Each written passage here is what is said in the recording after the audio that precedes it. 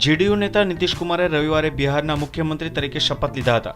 નીતિશ કુમારને લાલુ યાદવના નેતૃત્વવાળી આરજેડી સહિત અનેક પાર્ટીઓનું સમર્થન મળ્યું હતું. એવામાં બીજેપી પ્રવક્તા શાહનવાઝ હુસેને નીતિશ કુમાર પર નિશાન સાધતા કહ્યું કે બિહારમાં ફરીથી જંગલરાજ આવી ગયું છે. શાહનવાઝે લાલુ અને નીતિશને આડે હાથ લેતા કહ્યું કે બિહાર ફરી એકવાર અરાજકતા અને અવ્યવસ્થાનું સાક્ષી બનશે. શાહનવાઝે ટ્વીટ કરીને કહ્યું હતું કે નીતિશજીએ લાલુના સમર્થનમાં શપથ લીધા છે. જંગલરાજ 2 બિહારમાં ચાલુ છે.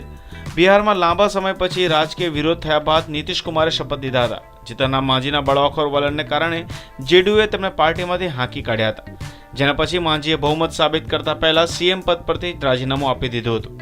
માંઝીએ રાજીનામાનું કારણ જણાવ્યું કે ધારાસભ્યનું સમર્થન ના મળે તે માટે ધમકી આપવામાં આવતી હતી. Bureau report, news online.